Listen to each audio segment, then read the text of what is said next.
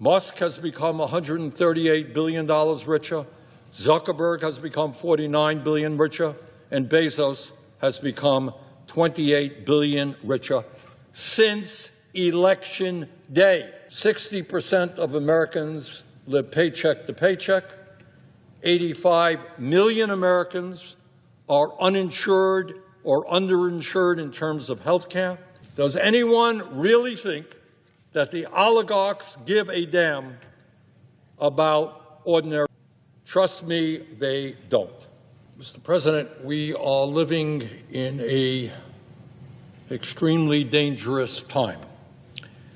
And future generations will look back at this moment, what we do right now, and remember whether we had the courage to defend our democracy against the growing threats of oligarchy and authoritarianism. They will remember whether we stood with President Abraham Lincoln at Gettysburg, who in 1863, looking out over a battlefield where thousands of people had died, thousands of soldiers died in the fight against slavery, and he stated that, quote, "This nation under God shall have a new birth of freedom, and that a government of the people, by the people, for the people, shall not perish from the earth." Do we stand with Lincoln's vision of America, or do we sit idly by and allow this country to move into a new vision? And that is a government of the billionaire class, by the billionaire class, for the billionaire class. But it is not just oligarchy that we should be concerned about. Not just the reality that today 3 people own more wealth than the bottom half of American society, 170 million. 3 people, more wealth than the bottom 170 million Americans.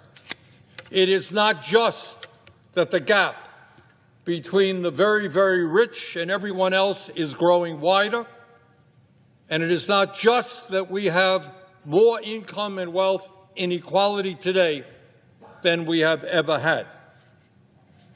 On top of all of that, the reality is that today we are moving rapidly under President Trump toward authoritarianism. More and more power resting in fewer and fewer hands. Mr. President, as we speak right now, Elon Musk, the wealthiest man on the planet, is attempting to dismantle major agencies of the federal government which are designed to protect the needs of working families and the disadvantaged. These agencies were created by the U.S. Congress, and it is Congress's responsibility to maintain them, to reform them, or to end them. It is not Mr. Musk's responsibility. What Mr. Musk is doing is patently illegal and unconstitutional and must be ended. Mr. President, 2 weeks ago, President Trump attempted to suspend all federal grants and loans, an outrageous and clearly unconstitutional act. And as I hope every 6th grader, every kid in the 6th grade in this country knows, under the Constitution and our form of government, the President can recommend legislation, he can support legislation, he can veto legislation, but he does not have the power to unilaterally terminate funding passed by the Congress. It is Congress, the House and the Senate, who control the purse strings. But in this move toward authoritarianism, it is not just the Congress that is being attacked. It is our judiciary. This weekend, the Vice President of the United States, a graduate of Yale Law School, who clerked for a Supreme Court justice, said that, and I quote, "Judges aren't allowed to control the executive's legitimate power," end quote. Really? I thought that one of the major functions of the federal courts is to interpret our Constitution and, when appropriate, serve as a check on the unconstitutional power of the executive. That's not just what I believe. That is what I suspect every legal scholar and lawyer in America understands to be the case. Further, Mr. Musk, meanwhile, has proposed, and I quote, that the worst 1% of appointed judges be fired every year, end quote, and he demanded the impeachment of judges that have blocked him from accessing sensitive Treasury Department files. No doubt, under Mr. Musk's rule, it will be him and his billionaire friends who determine who the worst judges are. And no, Mr. Musk, I must tell you, you don't impeach judges who rule against you here in the United States. You may or may not know this, Mr. Musk, but under the U.S. Constitution, we have a separation of powers, brilliantly crafted by the founding fathers of this country in the 1770s, and it has worked pretty well throughout our country's history. We have an executive branch, we have a legislative branch, and we have a judiciary. Mr. President, what we are seeing now is not just an organized attack on the power of the Congress and the responsibility of the judiciary. Mr. Trump and his friends are not just trying to undermine two of the three pillars of our constitutional government, Congress and the courts, they are also going after the media in a way that we have never seen in the modern history of this country. Trust me that every member of Congress will tell you that the people working in the media and media organizations are not perfect. We have all had our experiences with the media. Media, like everything else, makes mistakes every day. But I do hope that every member of Congress understands that you cannot have a functioning democracy. You cannot have a free flow of information. You cannot have the pursuit of truth without an independent press. A press not intimidated by presidents of the United States, but a president who writes it and sees it the way they understand it to be. And in that regard, I want to mention to my colleagues what President Trump has done just in recent months.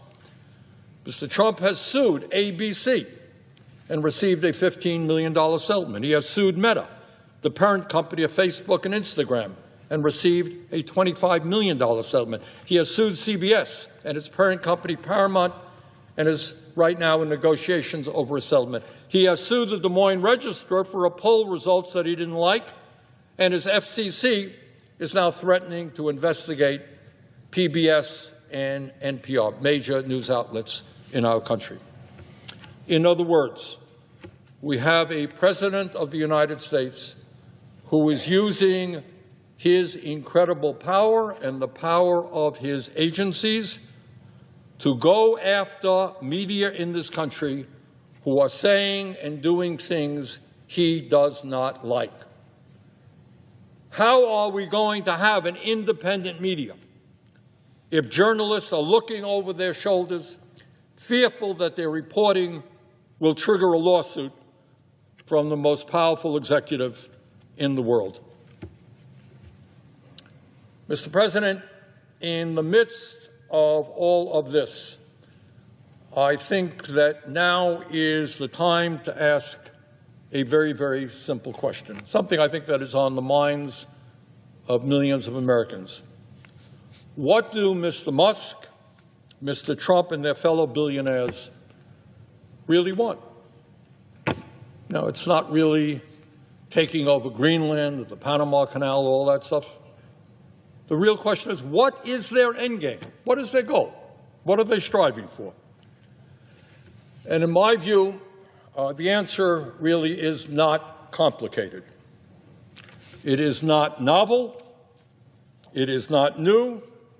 It is, in fact, exactly what ruling classes throughout history have always wanted and have always believed to be their right,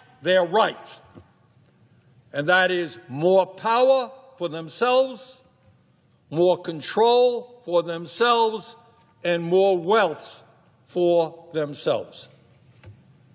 And in their pursuit of more power, more control, and more wealth, they are determined to not allow democracy and the rule of law to get in their way.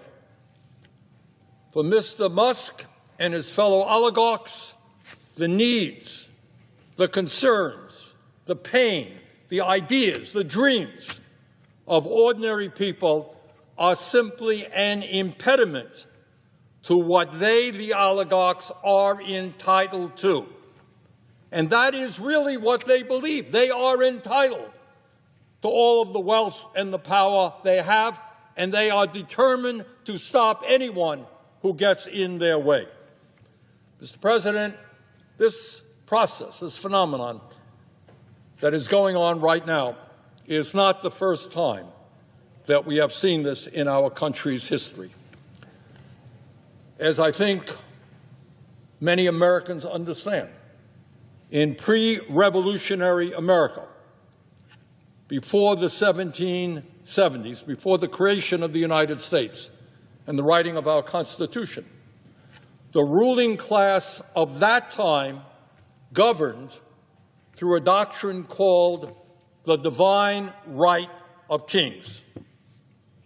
The belief that the King of England was an agent of God, that God appointed him, and that he was not to be questioned by mere mortal human beings. He was appointed by God. In modern times, we no longer have the divine right of kings. What we now have is an ideology being pushed by the oligarchs, which says that as a very, very wealthy group of people, often self-made, often the masters of revolutionary new technology, and as high IQ individuals, it is their absolute right to rule. In other words, the oligarchs of today are our modern-day kings. And, Mr. President, it is not just power that they want. Despite the incredible wealth that they currently have, they want more and more and more. Their greed has no end. Today, Mr. Musk is worth $402 billion. Mr. Zuckerberg is worth $252 billion. And Mr. Bezos is worth $249 billion. With combined wealth of $903 billion, these three people own more wealth than the bottom half of American society, 170 million Americans. And not surprisingly, since Trump was elected, their wealth has soared. Musk has become $138 billion richer. Zuckerberg has become $49 billion richer, and Bezos has become $28 billion richer since Election Day in November. Meanwhile, Mr. President, while the very rich become much richer, 60% of Americans live paycheck to paycheck. 85 million Americans are uninsured or underinsured in terms of health care. 25% of our seniors in this country are trying to survive on $15,000 a year or less. 800,000 Americans are homeless, and we have the highest rate of childhood poverty of almost any major country on earth. And real inflation-adjusted wages for the average American worker has not gone up in 50 years. Does anyone really think that the oligarchs give a damn about ordinary? Trust me, they don't.